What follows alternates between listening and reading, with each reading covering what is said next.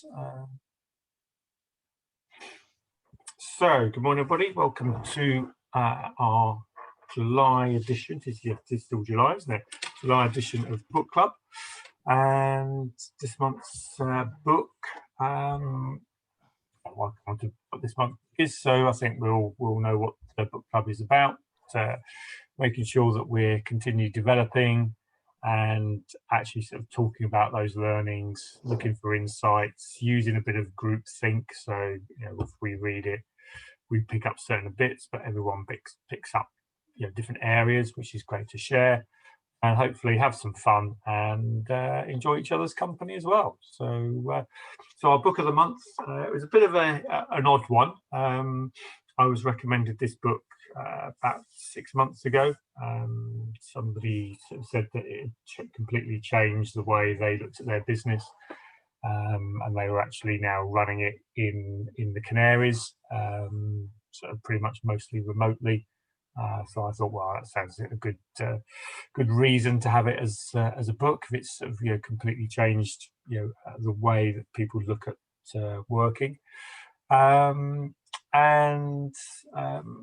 so that's what I thought. It would be slightly different, and I know that Andy Bruce, I know he's on the call, but he's reading the book, are in that sort of space where I think it the story resonates with people in that space. But I think even when I was reading it, and if you're not in sort of IT DevOps, there's still a lot of learnings to be pulled out of there for running any business. And moving it forwards, and that's why I wanted to see if we could sort of pick up some good bits from it. So a bit about the authors: Jean Kim, Kevin Beer, and George Spafford. So they're all come from that IT background. It's always amazing me how 3 people write a book and you get a flow for it. It's, there must be a knack to it, whether they play different characters or. I'm not sure how that works, but one of the key things for me, actually when I read it, was they refer a lot back to this book, the Elijah Goldratt. Gold. Now, this was a book I recommend and use a lot for my manufacturing companies. So anyone in manufacturing, this is one of the first books I give them, because it's all about theory of constraints, identifying bottlenecks.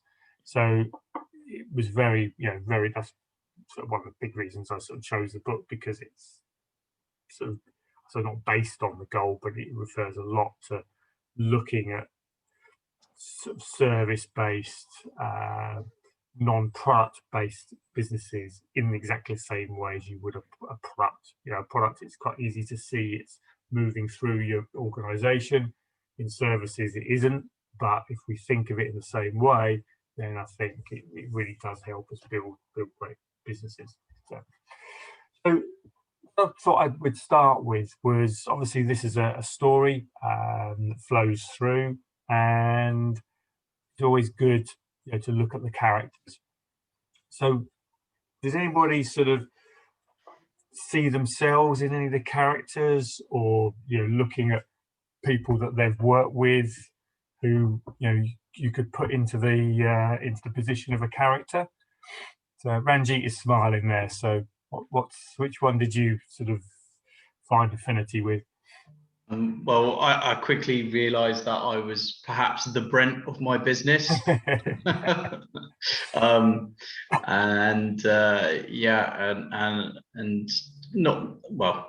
not intentionally or whatever, but it's pretty clear that I am, and yeah, so there was a resonance there, but yeah, I could see elements of me in all of the characters, I guess. Yeah. Just given the size of the business as well, it naturally means that I am doing many of those tasks. Yeah, I think you're in each of the boxes. So any other Brents? I don't know what it says about me, but I have to confess that I actually didn't consider whether I was any of those or not. But I could quite easily slot other people into some of them. the difficulty I was having was that we're actually quite a small team, well, a very small team at the top. I mean, our Brent is also several of the other characters as well, as far as I can see. So yeah, it was interesting. Some of the characters, I would love to have been, to think I was the main one. That's Bill, isn't it? And be steering the ship. I do try very hard, Yeah. but with all those sorts of characters around and being remote, it's quite tricky. But yes, it was. I recognised a lot of those sort of people from many years in different companies now. Yeah. What about our IT guys, Vandy, Bruce, Steve? Yeah, I think we've had a couple of Brents in the organisation over the years, and it's interesting to reflect on, the fact that in some cases they've been and gone, and life goes on, and whilst they seemed indispensable at one point, it turned out they weren't. Yeah.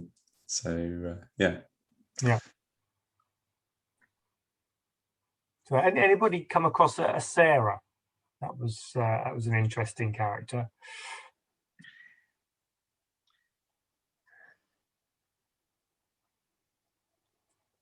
I think I'd have to go back to my police force days to pull out a Sarah.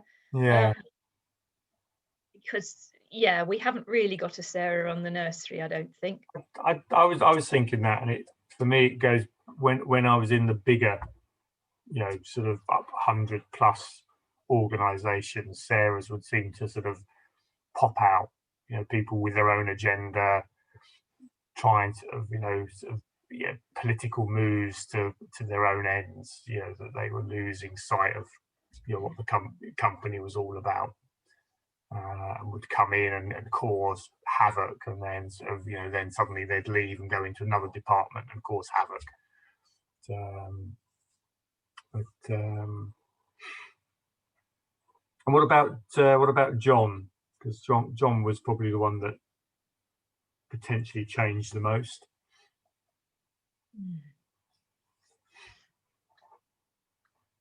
I mean, in our place, we've got a guy who's probably a bit of a cross between Brent and John, I would say. Right. Well, the best of both bits or the worst of both bits? No, he's a good guy, but he's very technical, but things have to be done the right way. Yeah. So quite OCD, and especially when it comes to security, things need to be followed to the letter. And I think you need people like that in a business, because often the sort of the founder or the CEO is the big picture guy who has all the big ideas, and someone else has to say, well, hang on, how are you going to do this in practice, and have you thought about the sort of implications and stuff? So I think it's quite good in a business to have sort of a mix of both. Yeah, I would say my dad is probably a John in his so he's an IT director actually for his the firm that he works for, White and Company Removals.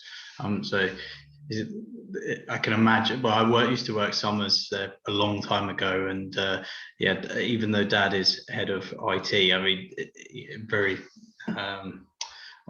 was it microcosmic? Is it like you're just looking at just your cog and not the sum total? Yeah. I think you do, again, it's part of a growing business that you start to bring in specialists in certain areas, and the danger with that is they can be quite myopic they're doing from their point of view, they're doing their job, they're doing the best they can, but they lose sight of the big picture. And this is why alignment in organizations, I think, is always so important. Are we really talking about the big picture side of things? Are we getting people to step up outside their little silo and see how the big game is being played, rather than just playing their own little game, to the best of their ability? So, any other points about the characters in there? Anything that stands out for anybody?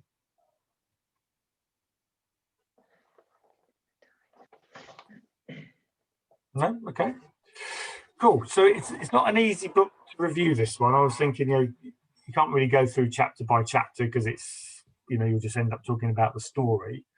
Are there any particular areas that stood out for people? I mean, I've got some bits that I think for me stood out that I think we can apply to all businesses, so I can go through those. But I thought I'd start with you guys and see, Andy was there. What was sort of the overall message for you and the key area, so the key learning area?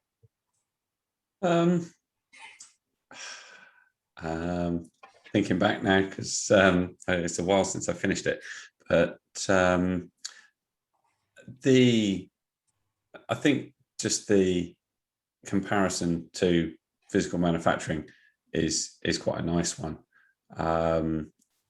It does help to visualize some of the challenges and think about the impact of having bottlenecks in the workflow and not just kind of, I mean, I think intuitively you realize that if you've got a bottleneck in your workflow, then that is going to limit the speed of the whole thing. And that's, there's nothing particularly insightful about that in itself, but thinking about, what happens to all the work that builds up and the impact that has and how that affects other people. And, that's an interesting area.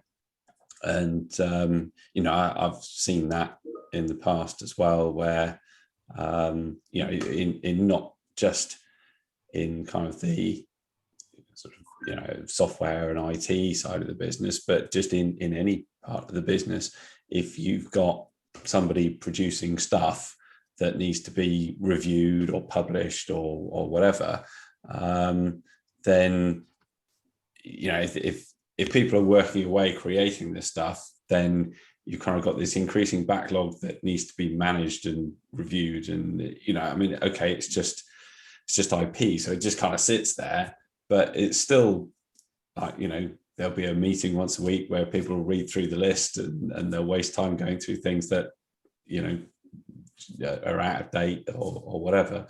And it'll be demotivating for people who worked on those things and they go, well, why is that?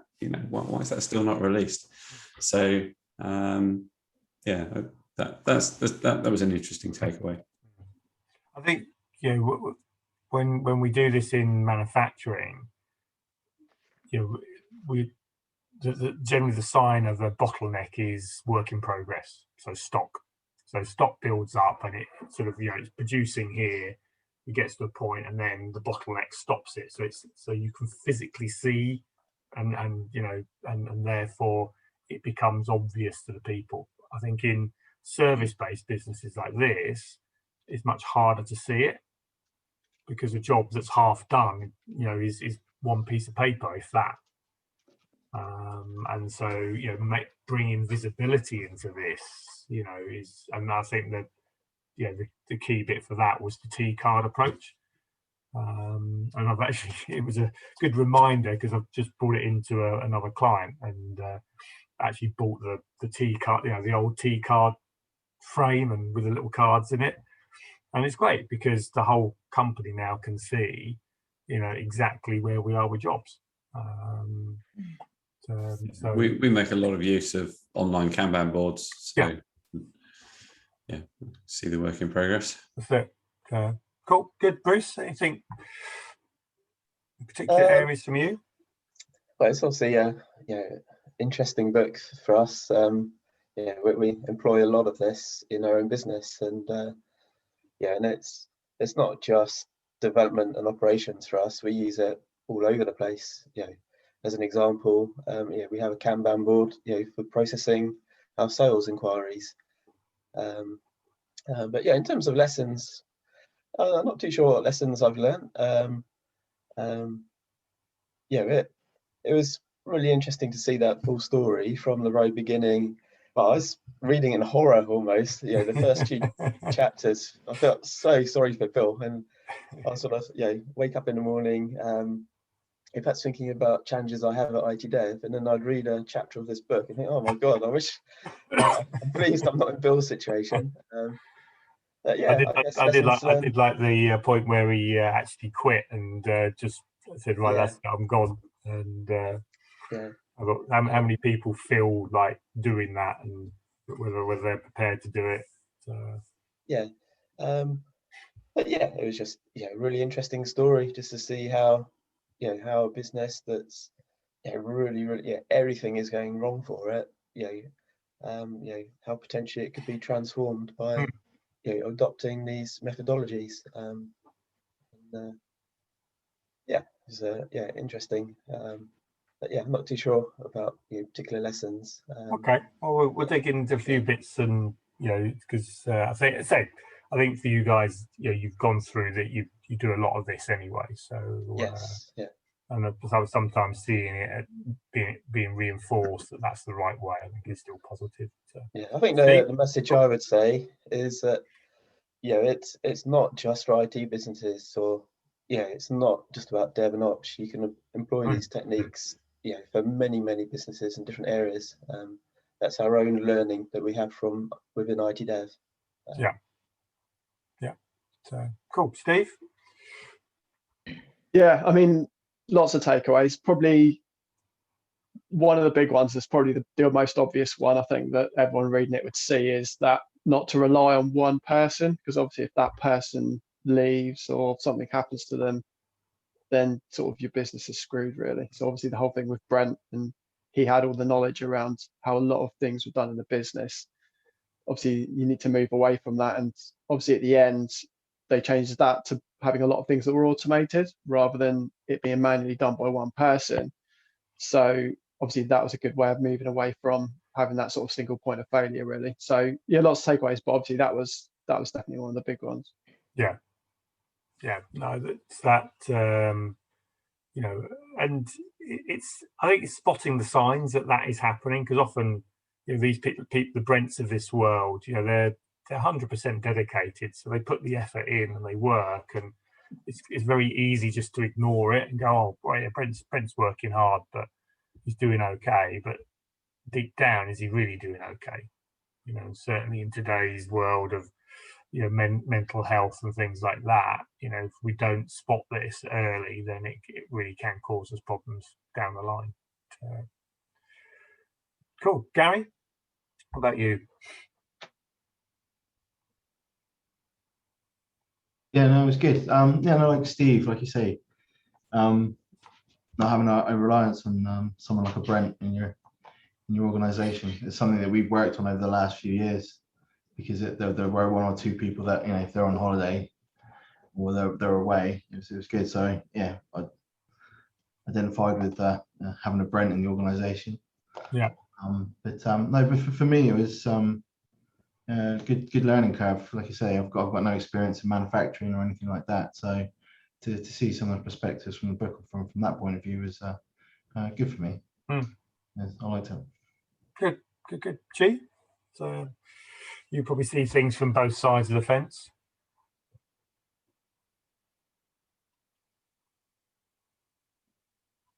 Sorry, I was muted.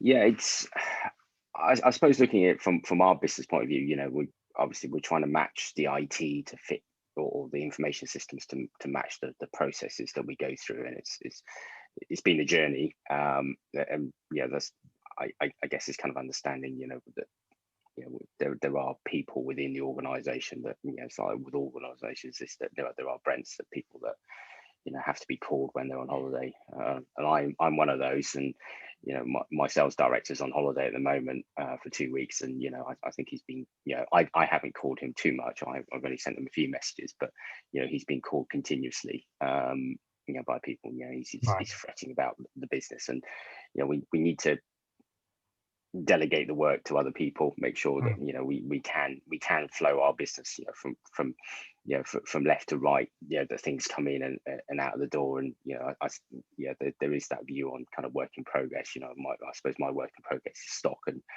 those numbers are skyrocketing at the moment, and it's and you do realize that as your warehouse fills up, everything just starts to slow down. because it takes more time to get pallets out and things like that. So it's, I think there's lots of things highlighted in the story that you just need to be mindful of and try and work through your business and plan all these problems out as quickly as possible.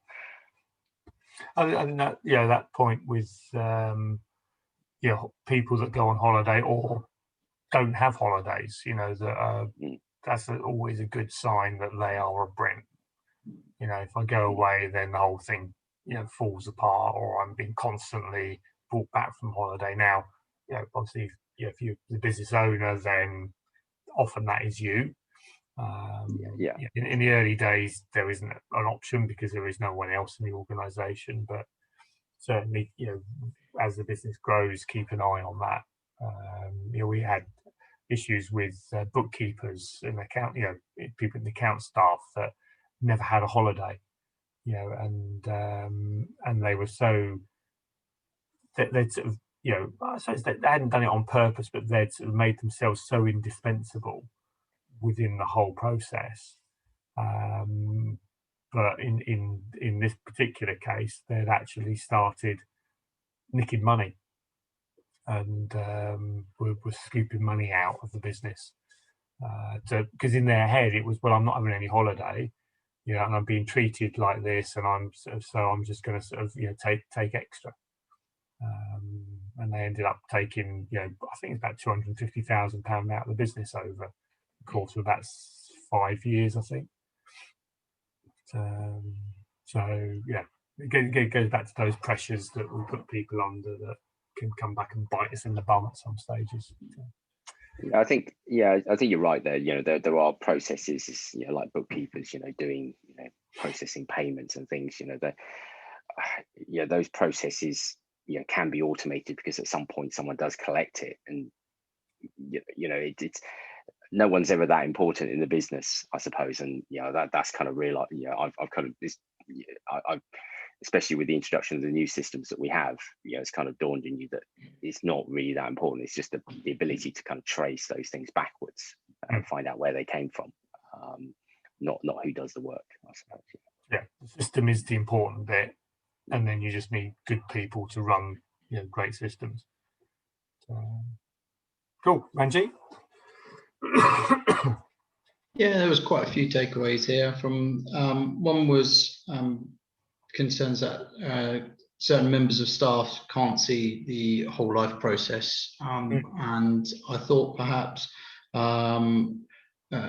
it would be to actually introduce them to happy clients at the end, because it's not something. So I try and do most of the client-facing stuff, and the guys in the back do the back room stuff. And so they're not actually meeting the customers or seeing them happy in their homes at the end of the process. So I was thinking of taking the team to go and visit a couple of happy customers so that they could actually then see this is like John in the book, not seeing the whole picture. And so that's see how work has changed our work has changed the life of our customers. The other one obviously is a work in progress, bottlenecks, which we've talked about, and it being a silent killer. I like the idea of the circuit breaker that they took for 2 weeks, just to stop all incoming projects, just to focus on one. And because I know I'm actually the tap for the work in progress, and at the moment we have arbitrary lead times, which is really bad. But every fee quote pretty much has the same lead time on it, which is 2 weeks, and it's quite arbitrary. So it's probably something that we need to look at and actually have a better grasp on. It's just, as the business has grown, we've just assumed that we just need 2 weeks to clear our books, kind of thing. So clear our schedules. So I like the circuit breaker idea, and that might be something that we actually employ just to catch up, because work in progress is certainly a silent killer for us. The 4 types of work, where they talked about unplanned work, and I was trying to think of where's the unplanned work in architecture? And on that day, 3 projects which should have just got planning permission really simply, and we hadn't anticipated would have an issue, all had issues, and then we had to jump on all of those kind of bits and put back our schedule on loads of other stuff.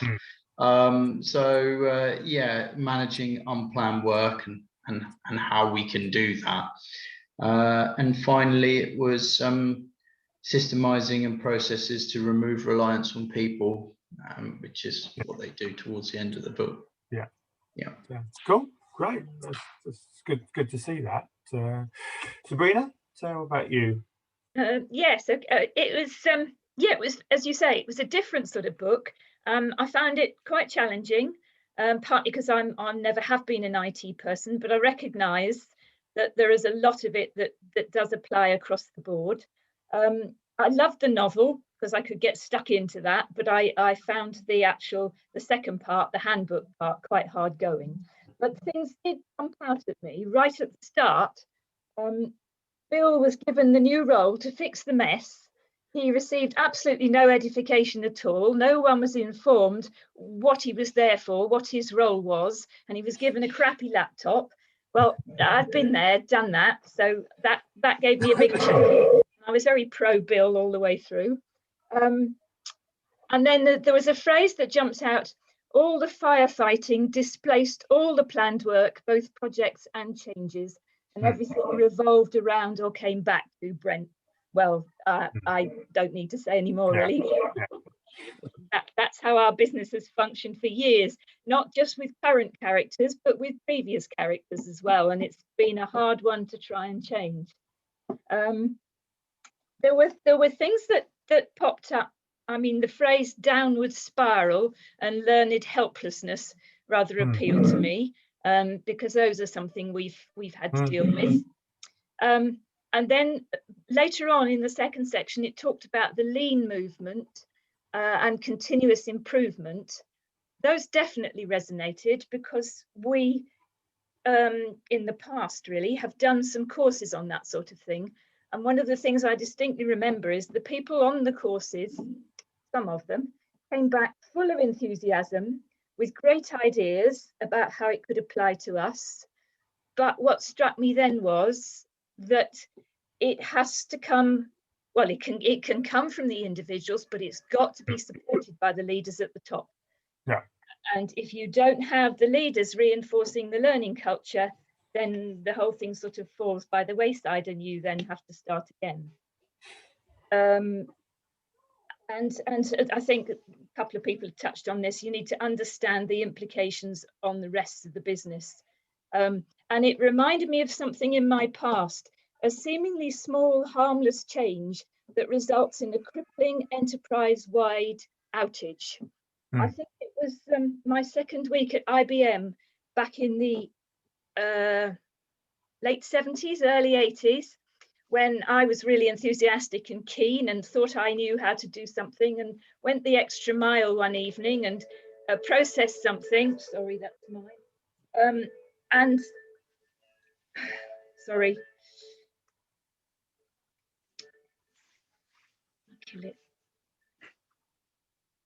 And in fact, what I did, although I had absolutely the right intentions, it caused a major problem within IBM Europe, and they had to reprocess that particular cycle the next day. So I actually brought IBM's processing to a halt for 24 hours, which in a sense, I wasn't proud of it, but I was quite looking at it a different way. They weren't too angry with me because they realized that it should never have happened. I shouldn't have been able to do that. It wasn't something I did really. It was just some small action I'd taken that had brought the whole thing to a grind.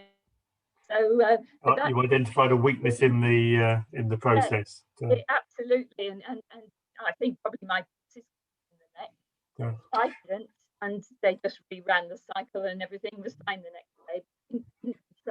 Was anybody using Xero on Wednesday? The accounting software?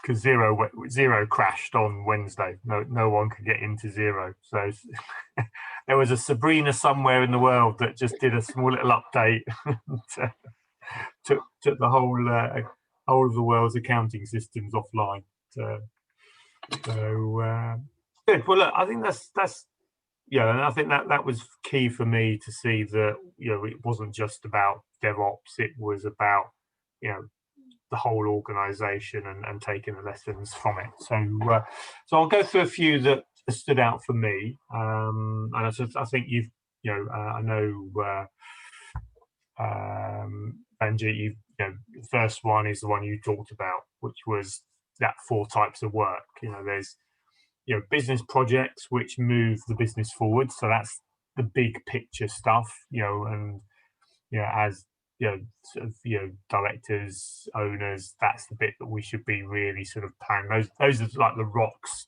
you know, goes back to rocks, gravel, sand. Those are the rocks that we need to sort of put in.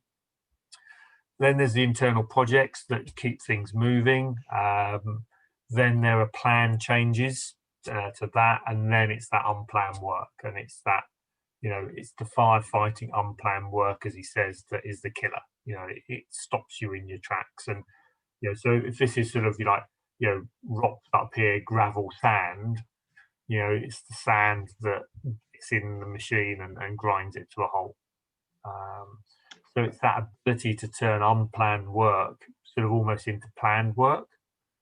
And Sandy, you're probably, you know, did that sort of resonate with you? How to do that? You know, how you've overcome that in the past? Sorry, were you asking me? Well, Bruce or Andy, yeah. There's definitely, obviously, because, you know, some of the work that we do is, I mean, we don't do a lot of IT work for clients, but we obviously host our own systems in the same way that these guys did. So yeah, I mean, there's definitely that, you know, I can identify those categories of work. It's interesting that more broadly across the business, some of this kind of ties up with some of the ways that we track our time, and one of the things that we brought in as part of our timesheet system is actually a distinction between essentially working on projects and also kind of that sort of you know, just kind of constant maintaining of things, and that's at a personal level, from you know, your own, you know, professional development through to sort of time you spend on projects, but also, you know, similarly sort of within IT, for instance, how much time are you spending maintaining the systems versus how much time you're spending improving the systems. So yeah, it's something that we've always kind of tried to track in a way.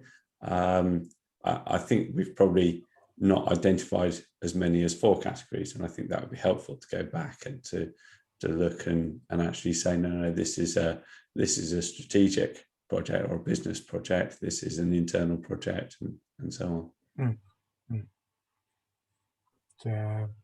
I think, you know, I did like that, you know, and it gives you that sort of structure to think about jobs before you just jump into it, you know, before you jump into a fixie firefighting, you know, and I suppose it goes back to Covey's 4 quadrants. You know, there's the urgent and important, you know, there's this is probably the important but not urgent.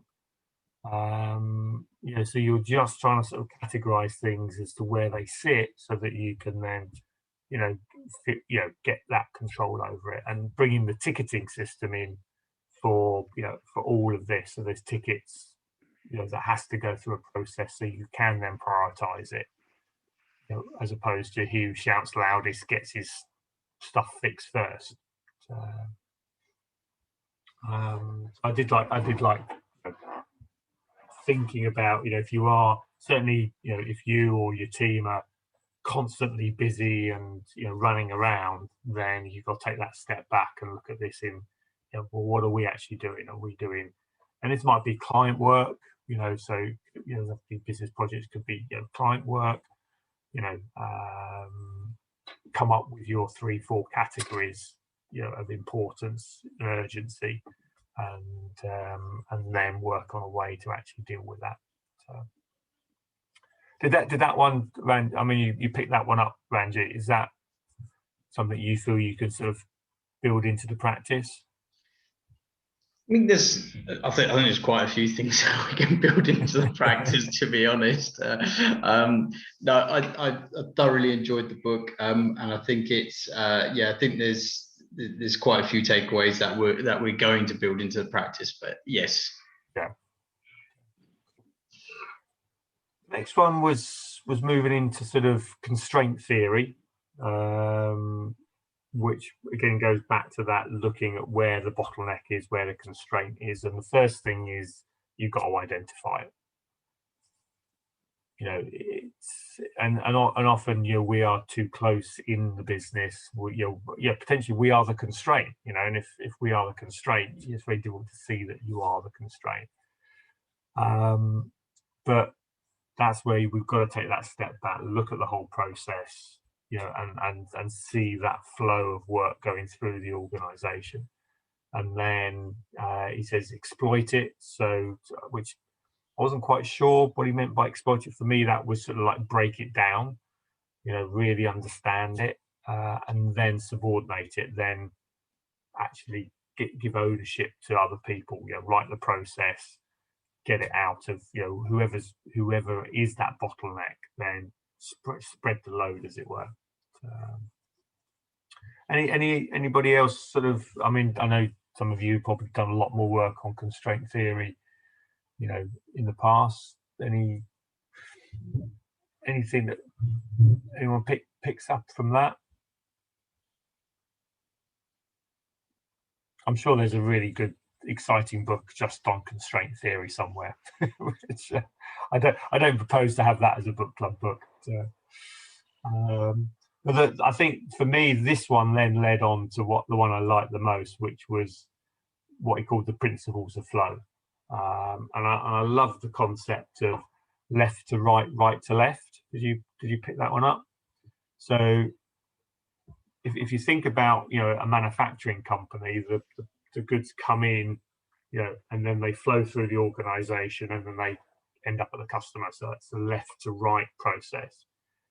And he said, so you map out your business, how it comes in, how it goes out from left to right, and then you basically sort of reverse it back. So you're looking for the bottlenecks from right to left. So you map it out left to right, and you review it right to left. And I thought that was a really good way to to sort of say, well, where do I start? Start from the right and work towards the left, because it's those bottlenecks that you want to get the work that's near to completion completed, because obviously that then generates the invoice and generates cash. If you fix a bottleneck at the front, then it might end up in another bottleneck. So that good work you do up here, you're just going to put more pressure on the bottleneck for the next stage. So map it out left to right, and then come back right to left. And just that, make work visible. It's almost like a mantra for me now, is visibility in the organization. If you can't see it, you can't deal with it. So somehow we've got to get visibility, whether it's a T card, physical T card system, or Bruce and Andy, all of their stuff is online, which I think is great. A whiteboard, it doesn't matter what it is, it just has to be visible. That is critical. And then you work on reducing batch sizes, lead times, and that work in progress. If your work in progress starts to go up, then you've got challenges around that. So, any thoughts on that?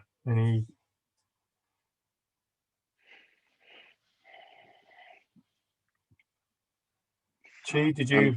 Yeah, there's a lot there, and it kind of yeah, it kind of makes you look at your business not in terms of the kind of the IT side, but in the physical side.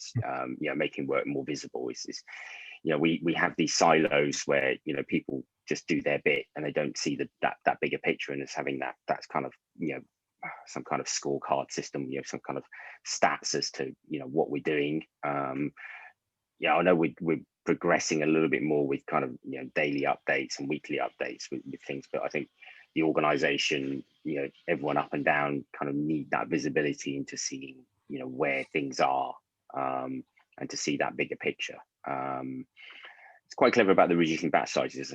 I suppose is the thing that I've kind of subconsciously done is, you know, we have, you know, given that we do distribution of food, you know, all the things that are in the news are happening, you know, things coming from the Far East, you know, can't get it on a container. Don't even talk about the costs. You know, that's a given.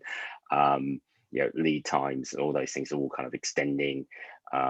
Even when the stuff comes in, you know, we've got lack of availability of drivers. We can't buy vans. We have people destroy brand new trucks and stuff. The vans you've got. Anyone got stuck on the M3 last Friday coming down from Basingstoke? Apologies, that was us. So yeah, what we've done, one of the things we've done is we bought smaller vehicles. It's just reduce our batch size, make a smaller vehicle go out, make it come back and go out again, to the detriment of some of the drivers. Are like, well, why am I going out twice? As well, look, there's a limit to how much you can get in your van. You just have to, you know, run around locally and then come back and then do it again. So that's kind of one way around the problems that we face. It's you know, we just, yeah, I guess we're kind of in kind of like a slightly headless chicken mode at the moment. We're just trying to find solutions to our problems. But as I said, you know, again, it's down to lead times as well. You know, we're ordering vans. You know, we've had some good news this week. You know, a van that we've ordered has come in a little bit earlier from the manufacturer, so it's going to be ready, you know, 3 or 4 weeks before anticipated delivery date. So, yeah, there's plenty of challenges out there. We just, as I say, we need to, as I said, make it more visible, so that everyone knows what's going on, so that we don't end up with situations where people don't really understand what's going on in the organisation. Yeah. So yeah, it's, yeah, I think all of those things, you know, in any business, you know, there's gonna be a constraint, there's gonna be a bottleneck that slows you down, and it's the ability to make it visible, break it down, and then do something with it. And I think he goes on to then about, you know, the principles of feedback. So as I say, you know, map the process left to right, feedback is then right to left.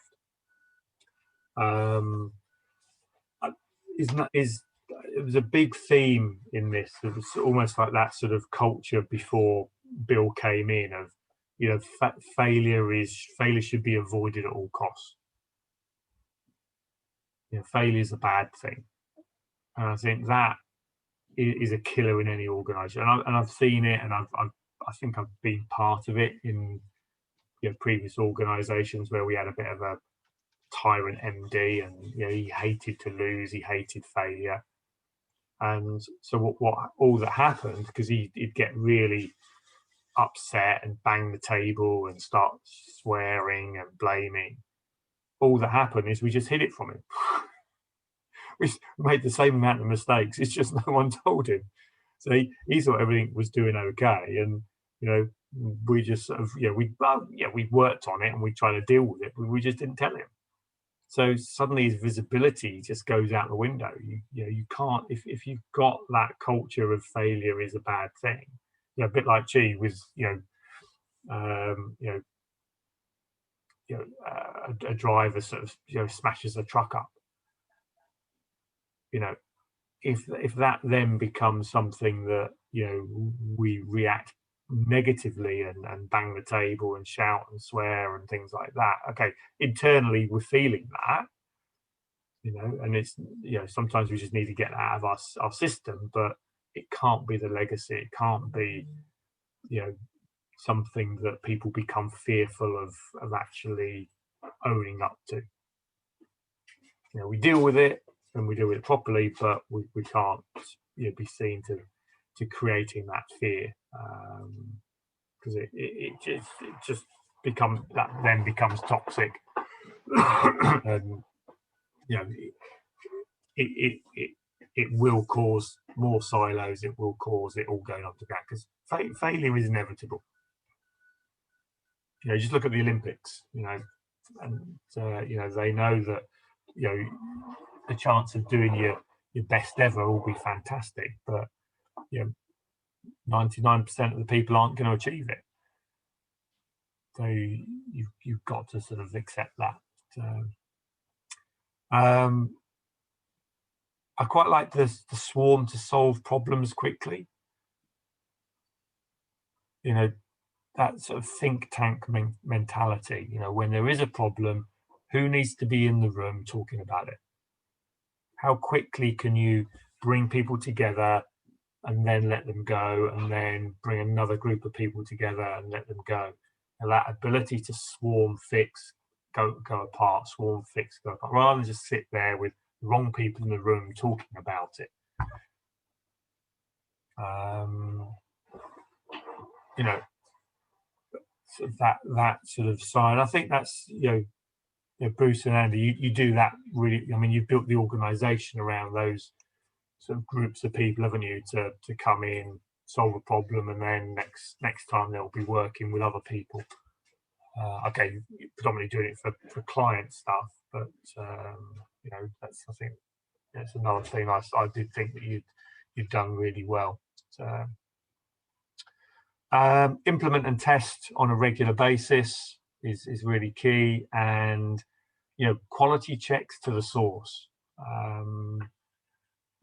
There's a lot of, you know, there's this sort of thinking of, are we really checking the quality of what we do? You know, we're so busy getting it out the door that we then start to forget that we need to keep a track on, you know, what we're actually achieving. So,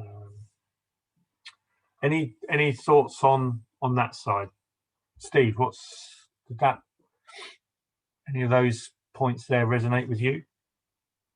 Yeah, definitely. Obviously, the speeding up the feedback loops is a really important one, and trying to get that feedback, sort of learn those lessons as quick as possible. Like you said, sort of learn to fail quicker, so you can improve. I think it's sort of, again, what sort of Sabrina touched on.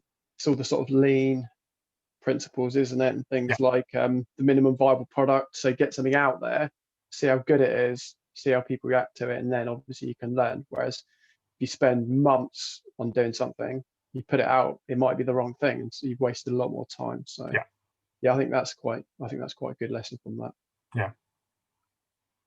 Yeah, sometimes, you know, good enough is good enough. You know, get it out there, but don't yeah, it's not getting it out there, you know, and it's a good, and then just going, well, that's it. It's right, get it out there, learn from it, improve it.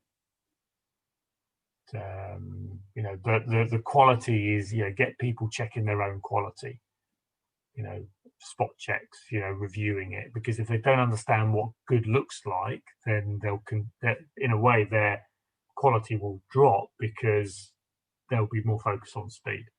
You know, get the job done, and their quality will go. So they've got to know what that, you know, a good quality is, and be picked up on it, and be reviewing at source. So,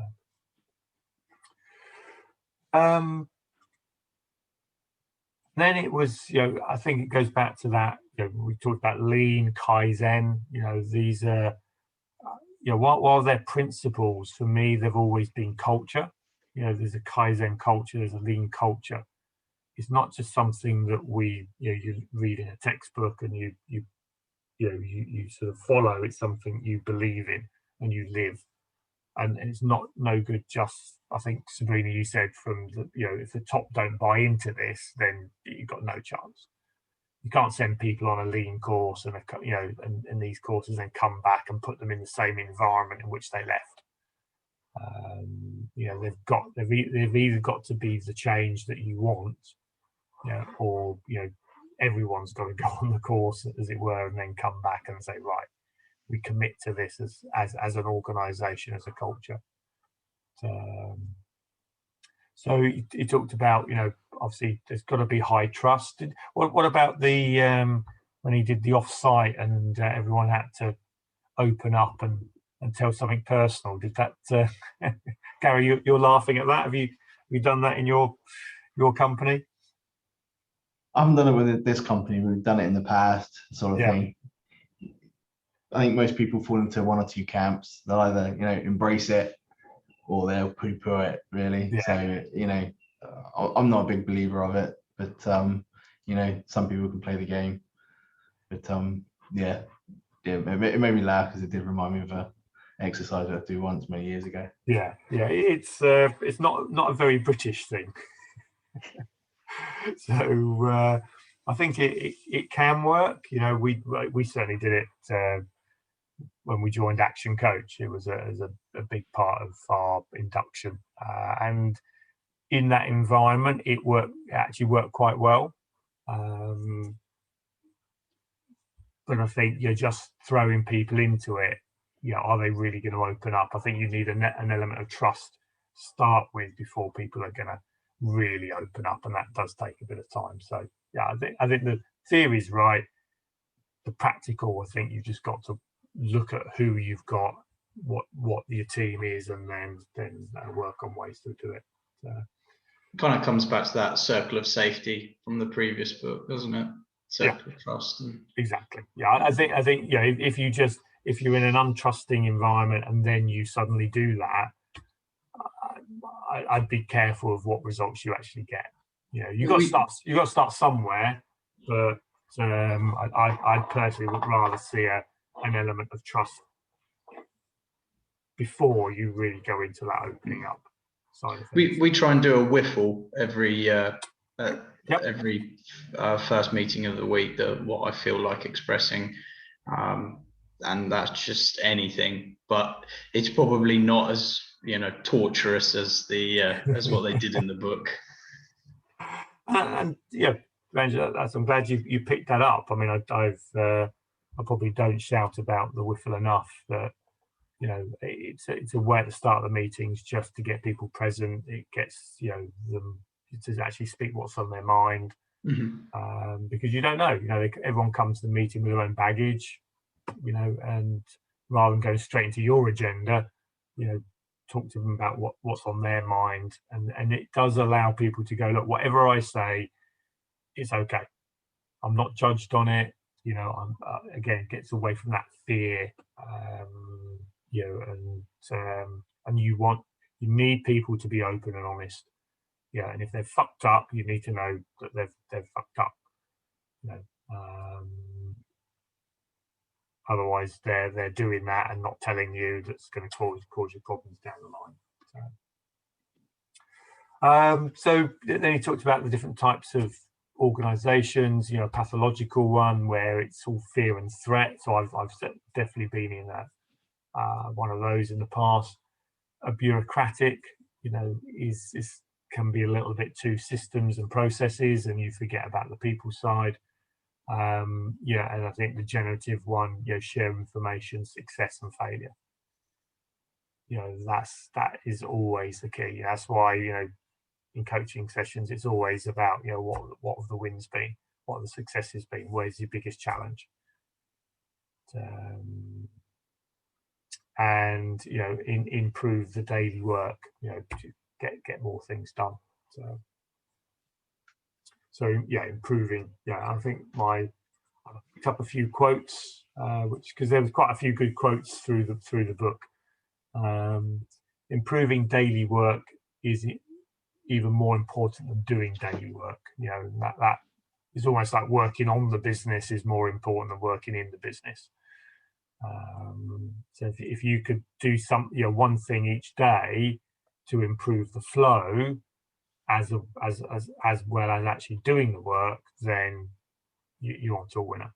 And often we're not. We're just so busy doing the work that we're not improving how we do it. So being able to take needless work out of the system. So what is where is that sort of stuff that we touch multiple times? We pick up something, put it down, pick it up, put it down, pick it up, put it down. I had one with a company, and we've got a head office that does all the accounts work, and then we've got the sort of satellite office that's doing the processing. And the invoices were coming in, being sent up to the head office, getting processed, and then coming back down to be approved for payment. And it was like, well, why? Because it's what we've always done. We've got POs now, we've got a process now, we've got accounts now, we've got all these things now that will pick up, because back in the day, there was probably an invoice that got processed that shouldn't have got processed. So now we've got the checks in place to actually do that. So, it's always taking that step back, look at the processes, what can we actually improve? So, a great team doesn't mean that they are the smartest people. What made those teams great is everyone trusted one another. And it can be a powerful thing when that magic dynamic exists. I think you've only got to look at sport, look at the Olympic teams, those teams that are really working well together, and trust each other implicitly and work as a team, are the ones that are generally going to go on to success. It was interesting. Did you see the American gymnast that pulled out? And I think she pulled out because she wasn't performing at her best, and it was better for her to let her team get on with it. But she was down there on the sidelines cheering for them. So it wasn't as if she just sort of had a tantrum and left. She was still part of the team. She just sort of said, look, I'm not able to give my best to you guys, and you're good enough to do it on your own. And I think that's the sort of level of teamwork that you're looking to encourage in your organisations. Have you got that level of trust in your teams? Are the people communicating that way? We need to create a culture that reinforces the value of taking risks and learning from failure. Are we doing that, or are we just doing the same thing? I think, Sabrina, that's a big one for you guys. Is with Josh and Jack and the new generation coming through, is to encourage them to come up with ideas, so it's not just John's. When John says this, things get done. So, it is changing, I'm pleased to say. Yeah. It is getting there. And part of it is actually encouraging them to take that responsibility. To feel that they've got the and that's why I think coaching in an organisation is so important. You're coaching. I'm trying to coach you guys. You need to be coaching your team members to actually do this as well, and bring that sort of philosophy through. So, are there any other quotes? I don't expect you to have actually sort of highlighted quotes, but anything that Bill or Eric or the others said that stood out? I like the one, the quote about banks. Banks are IT businesses that just have a banking license. I think that highlights that there's a danger that we focus too much on what we do and not look at that big picture and say what is important. As I said, all it takes is someone to do something silly on a IT system at a bank, and on a Friday, at the end of the month on a Friday, and the whole thing comes to grinding halt. No one gets paid. The whole country just looks at their bank balances and where's my paycheck?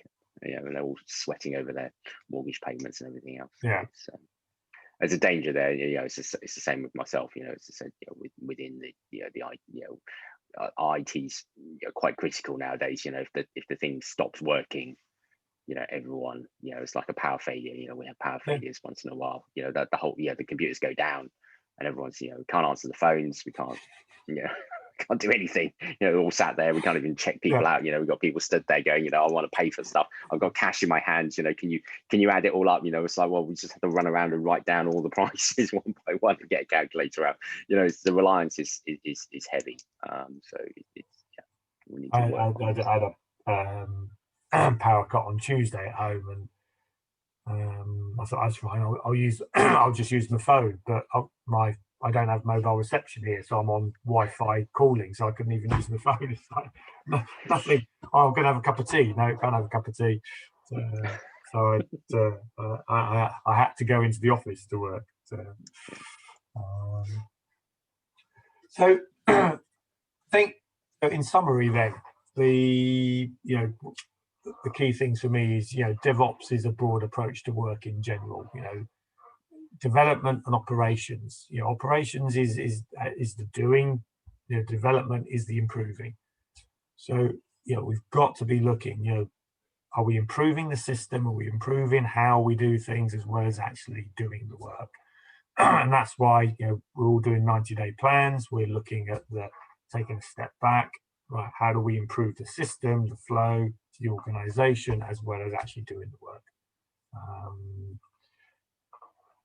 Systems thinking and global thinking are key. So we've got to know the big picture. Where are we going as an organization? And we've got to be telling our teams that.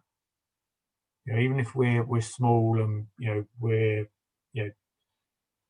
one or two people, they've got to understand, look, this is not where we're going to be in a year's time, 2 years time. This is the big picture. We're moving towards this. If they know where they're going to go, then they'll come up with ideas and ways to actually help us get there. If they think that this is what it's always going to be, then you're not going to get any of those ideas from them. Change is about culture. It's always about culture. So you've got to put that culture in with the people in it. The systems are important, but it's the people that run the systems. Failures are always learning opportunities. So embrace failure, celebrate failure. But encourage people not to make too many, not to crash the lorry too many times, G. Well, it happens. As I said, these things will happen at some stage. If you have so many, lorry miles or whatever you want to call them, something is going to happen. And it's not the first time. Actually, it's not the first time. Actually, we did have an issue many years ago, but it was an older lorry. Obviously, it wasn't a brand spanking new one that's 3 weeks old. But it does happen. Said accidents do happen, and as I said, there's so many variables. Your people, other people, road users and things. Obviously, as it looks, this is our own. The accident was our own fault, the driver error. But then at the end of the day, there's so many things you need to understand. Who you're employing, is that person the right fit for that type of work? And I can identify some of the failures are within our own team. Maybe he wasn't the best guy to send on that type of work given his personal circumstances. We should have identified the risk ourselves. Yeah. Good. So, any final comments?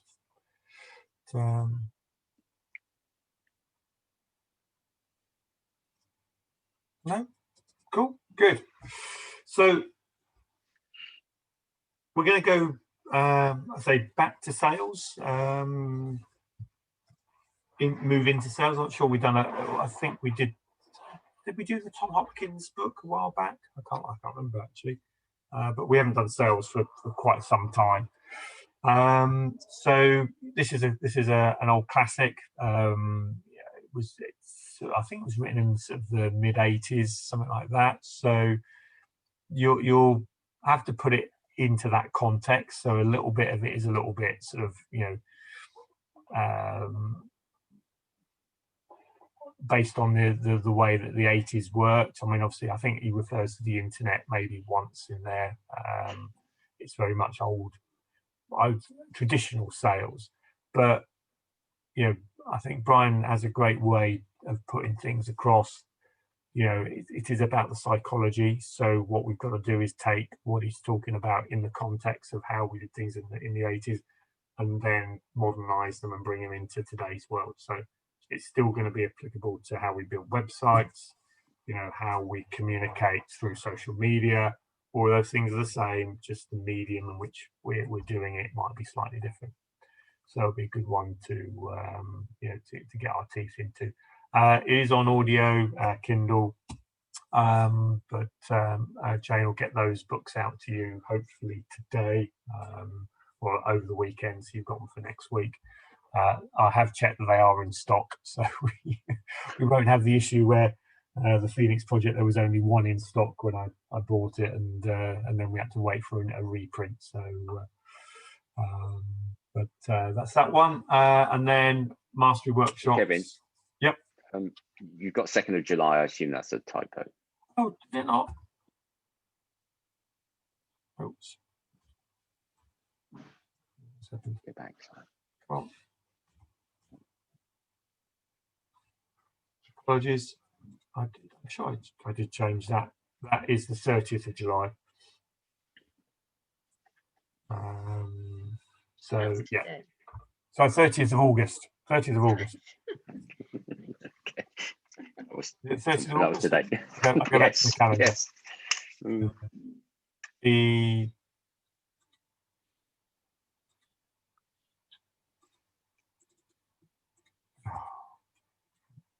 Sorry, apologies. It's all right. That's a Monday. Okay. That's a Monday. That's a bank holiday Monday. You 27th of August. 27th of August. 27th of August. Okay. 27th of August. So, Planning my reading time. so yeah. So 27th of August. It's not a big book. I think it's 8 chapters in it. So it should be a nice one to work through this month. And yeah, look forward to seeing you on